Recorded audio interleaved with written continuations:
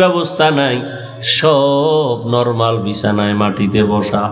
এটা কেমনে সম্ভব? রহমতের নবীর আদর্শ মানার কারণেই সম্ভব। নবীজির আদর্শ কত সুন্দর।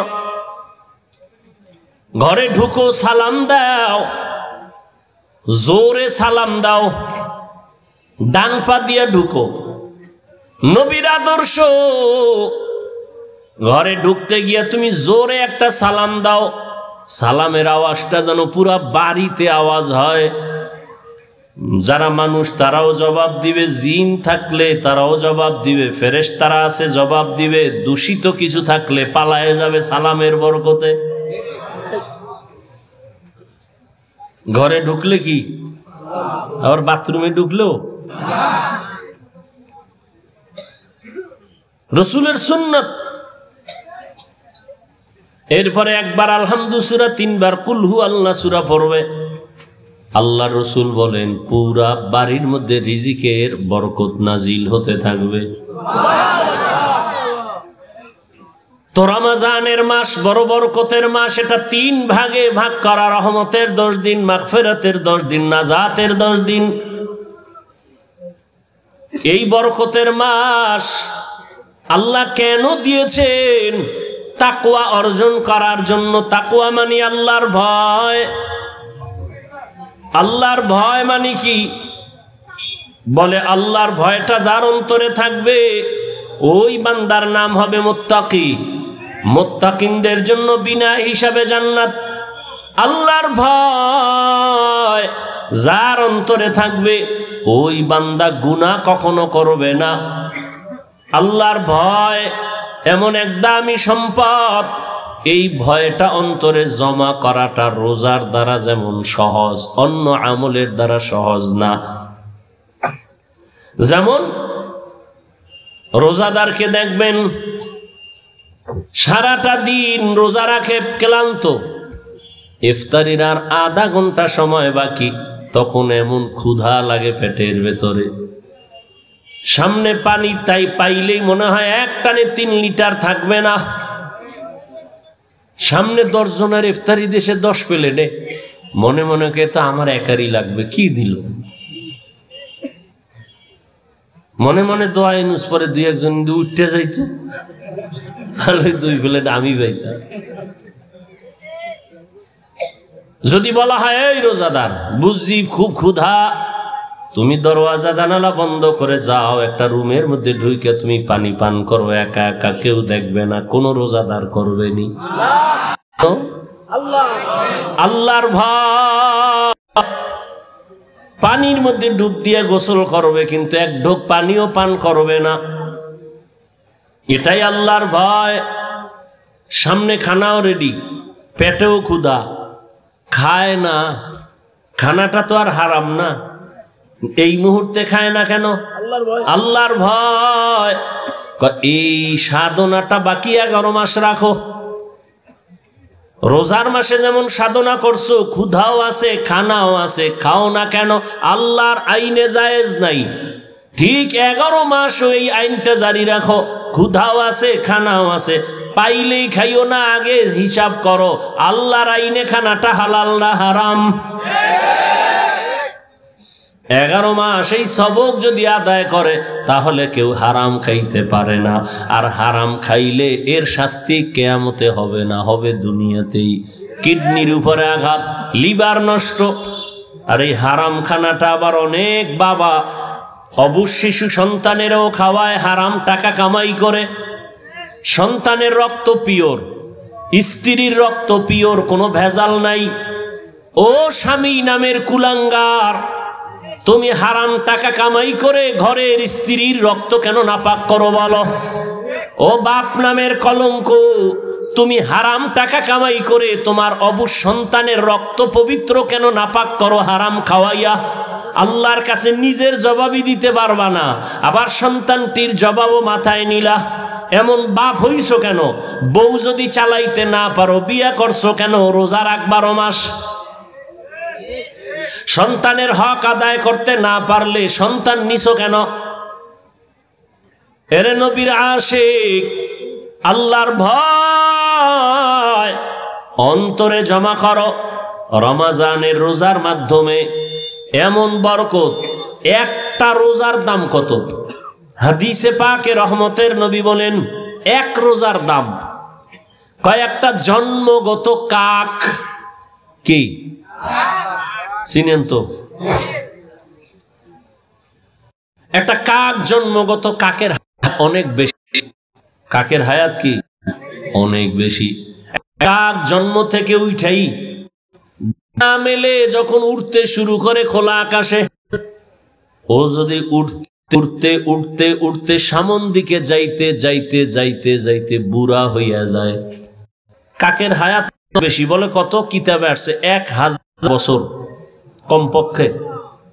তাহলে একটা কাক যদি জন্ম থেকে 1000 বছর খালি উড়ে, কত দূর যাবে? ক্যালকুলেটরে ধরবে? কম্পিউটারে আসবে? নবীজি বলেন একটা কাক জন্ম থেকে উঠতে হইতে হইতে কত দূর গেল?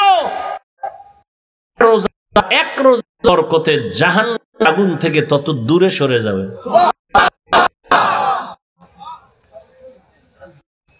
এজন্যই রহমতের নবী সারা রমজান আমলের উপরে জীবন কাটাইলেন। এই শাবানে নবী রোজা রাখছেন। নবী বলেন প্রস্তুতি নাও, রমজানের মাধ্যমে তুমি নিজেকে পবিত্র বানায় নাও। হালাতে রে বাবা তুমি করো, অথচ তোমার মতো দ্বারা রড ফ্যাক্টরিতে কাজ করে রোজা ছাড়ে না, সিমেন্ট ফ্যাক্টরি কষ্টের কাজ করে রোজা ভাঙে না, রাস্তায় গাড়ি চালায়, রিক্সা চালায়, কষ্ট করে রোজা ভাঙে না, এমন নাই? তাহলে তুমি ছাড়ো কেন? রমজান তো এমন বরকতের মাস, একটা ভুল আমল ফরজের সমান সওয়াব, একটা ফরজ আমল 70টা ফরজের সওয়াব। তাহলে এই মাস আগামী বছর পাবেন, গ্যারান্টি আছে? এত মজার, এত দামি মাস, এই বরকতের মাস। রোজাদার একটা রোজার ফজিলত যদি এমন হয় তো 30টা রোজা রাখলে কত ফজিলত। আল্লাহ বলেন রোজাদার তোমার পুরস্কার কেমন? বলে আমি আল্লাহ তোমার হয়ে যাব, আর কোনো পুরস্কার নাই। পুরস্কার কি? আমি আল্লাহ নিজে তোমার হয়ে যাব। কোন রোজাদার? আবার রোজাদারের মধ্যেও কিছু ভেজাল আছে। রোজা রাখে ঠিক, কিন্তু তারাবির নামাজ পড়ে না। আবার অনেকে পড়ে ঠিক, প্রতিদিন পড়ে না। আবার অনেকে পরে কিছুদিন, তাও পুরা 20 রাকাত পড়ে না। ও 8 রাকাতওয়ালা বাবারা, যদি আপনি মনে করেন 8 রাকাতের উপরে তারাবি পড়বেন না, আগামী রমজান পাওয়ার গ্যারান্টি নাই। এখনই তো বলে ফেললাম একটা নফলের মূল্য ফরজের সমান। আপনি যদি মনে করেন 8 রাকাতের বেশি তারাবি পড়বেন না, তাহলে আপনি বাকি 12 রাকাতও পড়েন, অন্তত তারাবি না মনে করলেও নফল হিসাবে পড়ে নেন। নফল হিসাবে বাকি 12 রাকাত পড়েন। কেন ছাড়বেন? আল্লাহর জন্য করবেন। এত সুযোগ পাইয়াও যদি ছেড়ে দেন, আল্লাহর কাছে কি নিয়ে দাঁড়াবেন? রমজান এমন বরকতের মাস, রহমতের নবী একদিনে 1 খতম, 3 দিনে 1 খতম কোরআন পড়েছেন। এই রমজানুল মোবারক দুনিয়ার লাইনেও মানুষ লাভবান হয়, আখিরাতের লাইনেও লাভবান হয়। এই রমজানের মধ্যে কয়েকটা আমল বেশি বেশি করবেন। এক তো তারাবি আছে, রোজা আছে, আর একটা আমল হলো কোরআনের তেলাওয়াত। যারা পারেন না বইলে আল্লাহর কাছে কি কইবেন? আমগোদারে না জবাব দিলেন পারি না। পৃথিবীতে যত ভাষা আছে, আরবি ভাষার মতো সহজ কোনো ভাষা নাই। কোরআন শিখতে 20 ঘন্টা টাইম লাগে। কয় ঘন্টা? তাহলে আপনি প্রথম রমজানে যদি সময় দেওয়া শুরু করেন, প্রতিদিন 1 ঘন্টা, তারাবির পরে অথবা সাহারি খাইয়া ফজর পরে 20 রোজায় আপনি কোরআন ধরে ফেলবেন। এত সুন্দর কোরআন এই বয়ান শুনতেছেন কোরআনের এত ভালো যদি লাগে, সে কোরআনটা পড়েন না কেন? ছেলেকে পড়ান না কেন? মেয়েকে কোরআন শিখান না কেন? মাকে কোরআন পড়ান না কেন? ইয়া আইয়ুহাল্লাযীনা আমানুত্তাকুল্লাহ, আল্লাহর ভয় অন্তরে জমা করো। এখন ভয়টা কি? আমি যদি সবাইকে জিজ্ঞাসা করি কারা কারা আল্লাহকে ভয় করেন, জিজ্ঞাসা করা মাত্রই সবাই হাত উঠাবে না? কিছু চালাকেরা পারলে পা উঠায় দিবে, বলবে আমরা 4 হাত পায়ে আল্লাহরে ভয় করি, হুজুরদের থেকেও বেশি ভয় করি, নামাজ না পড়লে কি হবো, দিল পরিষ্কার। অথচ আজকে ফজর পড়ে নাই, জোহর পড়ে নাই, আসর পড়ে নাই, মাগরিব পড়ে নাই, এশাও পড়ে নাই। আল্লাহরে ভয় করি। আমি 5 বেলার নামাজ পড়িয়াও বলি আল্লাহকে ভয় করি। আপনি রোজা না রাখিয়া বলেন আল্লাহকে ভয় করি, আমি রোজা রাখিয়া বলি আল্লাহকে ভয় করি। আল্লাহর ভয় আসলে আপনার অন্তরে আল্লাহর ভয় নাই। কারণ যে একজন সাপ ভয় পায়, সাপ, সে সাপ ধরবে? ওরে সাপ যেখানে থাকবে সেখানেও যাবে না। মাঝে মাঝে ঘুমের মধ্যে সাপ সাপ কয়ে চিল্লানি দেয়, ভয়। একটা সন্তান বাবাকে ভয় পায়, মাকে ভয় পায়, তার প্রমাণ মা বাবার সামনে অন্যায় করে না। একটা ছাত্র শিক্ষকের ভয় পায়, তার প্রমাণ ছাত্র শিক্ষকের সামনে অন্যায় করে না। ঠিক এই জমিনে যেই মানুষ আমার আল্লাহকে ভয় করবেন, ওই বান্দা গলা ছুরি লাগাবে, দাড়ির মধ্যে কখনো অস্ত্র লাগাবে না। हर के दारत खौफे हक दर दिल मदाम जन्नतुल मावा देहद ओ रामक। एक दलेर दाढ़ी छोड़ो আর এক দলের নাই। ছোটওয়ালারা মনে করে মোটামুটি জান্নাতের মাঝখানে আছি, যারা পুরা ক্লিন একদিকে চাইয়া চাইয়া ভাবতে আছে এত শেষ। হ্যাঁ, ভালো করে মাসআলা শুনেন। যারা দাড়ি ছোট রাখে, ক্লিন রাখে, দোনো দলের গুনাহ সমান। দোনো দলের গুনাহ সমান। গুনাহ টুনা তো পরকালের ভিডিওটি মরার পর নগদ একটা শাস্তি হলো যৌবন থাকবে না। এটা নগদ শাস্তি। কি থাকবে না? এই জন্য হারবাল কোম্পানির আমদানি বাইরে গেছে না, ওপেন চ্যালেঞ্জ দেয়। এই পরিমাণ বেলাজা বেহায়া জগতে আর আছে? ১৫০০ বছর আগে রসুল বলে গেছেন, লা ইমানা লিমান লা হায়া আলা, যাদের লজ্জা নাই ওদের ইমান নাই। আর মোবাইল তো আরো লজ্জা নষ্ট করে ফেললো। ঘরে ঘরে ঘরে ঘরে, রুমে রুমে মোবাইলের জেনা, চোখের জেনা, কানের জেনা, হাতের জেনা, অন্তরের জেনা। সারাটা রাত মোবাইলের দিকে তাকায় তাকায় গুনাহ, কবিরা গুনাহ দেখে, কবিরা গুনাহ দেখে। মাও দেখে, বাবাও দেখে, আমার ভাই দেখে, বোনেরাও দেখে। ঘরটা যেন জেনার আড্ডাখানা, সারা রাত শুধু জেনা চলে। আল্লাহ মাফ করেন, এমন অন্যায়। ও যুবক, 40 বছর পর্যন্ত তোমার চেহারাটা উজ্জ্বল থাকবে, নষ্ট হবে না। কিন্তু কি দুঃখ, আজ তোমার চেহারা দিয়ে তাকাইলে কেন মায়া লাগে না? কেন চেহারায় নূর নাই? মোবাইলের গুনার কারণে চেহারা নষ্ট হয়ে গেছে। আর কুলাঙ্গার কিছু বাপ আছে, সাহারি খাওয়ার সময় মা ডাকে, বাবা ওঠ, 2-1টা রোজা রাখ। বাবা একা, খবরদার রোজা রাখাই ওনারে বিবি, রোজা রাখলে ছেলেটার চেহারাটা নষ্ট হয়ে যাবে। ওই বাবারে পাইলে জিজ্ঞাসা করতাম, এই বাপ নামের কলঙ্ক, সন্তান রোজা রাখলে তোমার চেহারাটা নষ্ট হবে। সন্তানের মোবাইলে আকাম কইরা কইরা যে চেহারাটা নষ্ট করলো, বলো কোন বিউটি পার্লার তোমার চেহারাটা ভালো করবে? আল্লাহর কসম, মৃত্যু পর্যন্ত দুনিয়ায় কোনো মেডিসিন নাই যে সন্তানের চেহারাটা ভালো করবে। বরং 40 বছরের আগে চেহারা থাকবে উজ্জ্বল। কোনো মেডিসিন মারবি, চেহারা ডিসকালার হবে, গোডা হবে, এ গোডা আর যাবে না।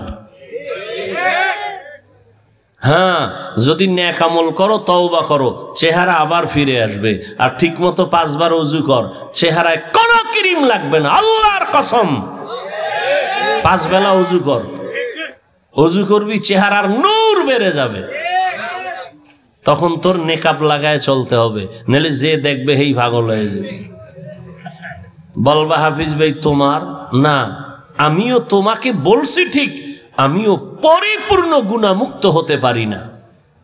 যে ব্যক্তি গুনাহমুক্ত হবে, ও জিহ্বা দ্বারা যা চাইবে নগদ আল্লাহ সাথে সাথে দিয়ে দিবেন। যার চোখ পবিত্র, ও অনেক কিছু দেখবে যা সাধারণ মানুষ দেখবে না। যার জবান পবিত্র, ও যা চাইবে যখন চাইবে আল্লাহ তখন দিবেন। তো পবিত্র না তো। ভাইরা আমার, আল্লাহ গুনার কারণে চেহারা নষ্ট হয়, নেক আমলের কারণে চেহারা সুন্দর হয়, ভালো হয়। এরে আল্লাহর গোলাম, এই জন্য আল্লাহ বলেন আমার ভয় অন্তরে জমা করো। আল্লাহর ভয় যদি থাকে, ওই বান্দা মরিয়াও গেলে গুনার কাছেও যাবে না।